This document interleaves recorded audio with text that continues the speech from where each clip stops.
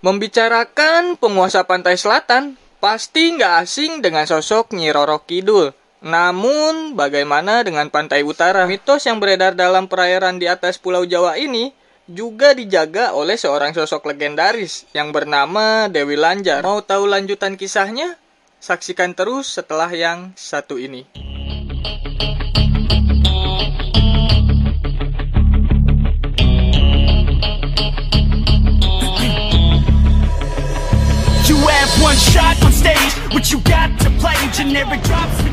Mitos ini tuh diperkuat akan keberadaan mereka di pantai selatan, sob.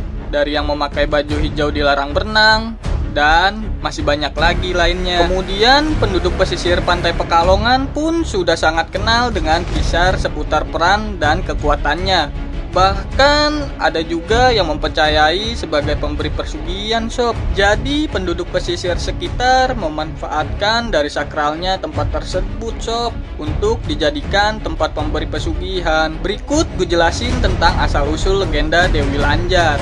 Nama asli adalah Dewi Rara Kuning. Sebagian besar meyakini sosoknya sebagai putri dengan paras ayu jelita. Meski demikian, cerita hidupnya dikisahkan kebalikannya, sob. Belum lama setelah pernikahannya, suaminya meninggal dunia. Hal tersebut membuat Dewi Rara Kuning sebagai seorang janda di usianya yang masih muda. Oleh karena itu, Dewi Rara Kuning mendapat julukan Lanjar. Makin hari namanya pun semakin dikenal sebagai Dewi Lanjar. Julukan dan luka setelah kepergian kekasihnya akhirnya menyebabkan sang putri meninggalkan kampung halamannya, sob. Jadi si Dewi Lanjar ini belum lama menikah dengan suaminya.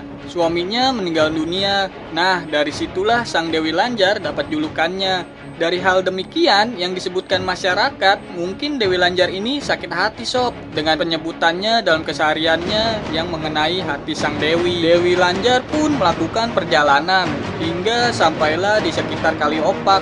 Di sana ia berjumpa dengan Raja Mataram Penembahan Senopati bersama Mahapati Singaranu. Saat itu, keduanya sedang bertapa dengan mengapung di atas sungai, sob. Di hadapan penguasa Mataram, Dewi Lanjar mengutarakan kesedihannya. Ia bahkan bertekad untuk tidak menikah lagi, sob. Merasa tersentuh, Penembahan Senopati dan Mahapati Singaranu pun menyarankan Dewi Lanjar untuk bertapa di pantai selatan, sob.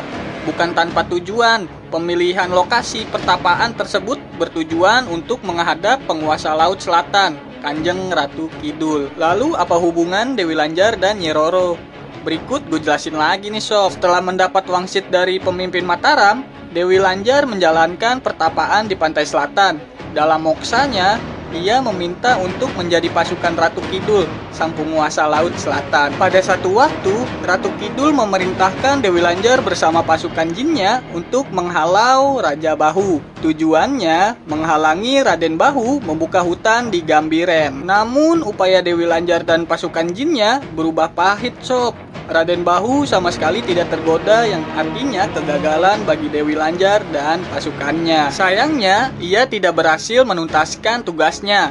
Lalu Dewi Lanjar memutuskan tidak kembali ke pantai selatan, sob. Ia meminta Raden Bahu agar bisa ke tempat tinggal di Pekalongannya. Baik Raden Bahu maupun Ratu Kidul menyetujuinya. Dewi Lanjar pun menetap dan populer sebagai penguasa Laut Utara, sob. Tepatnya di sebelah utara kawasan Pekalongan. Dari versi tersebut ada versi lainnya, sob, yang menyebutkan bahwa Dewi Lanjar sebenarnya adalah Rantam Sari yang merupakan istri Raden Bahu. Jika ditarik garis keturunan, dia adalah Nawangsi, adik dari Nawangula yang juga Ratu Kidul di pantai selatan Jawa. Mitos yang melekat dan kepercayaan tentang Dewi Lanjar bagi masyarakat Pekalongan, kisah tentang Dewi Lanjar menjadi warisan budaya yang terus dijaga kelestariannya, sob. Dewi Lanjar dipercaya sebagai sosok dengan kekuatan untuk menjaga kehidupan mikrokosmos dan makrokosmos. Bukan hanya itu, sosok Dewi Lanjar pun diyakini memiliki sejarah panjang.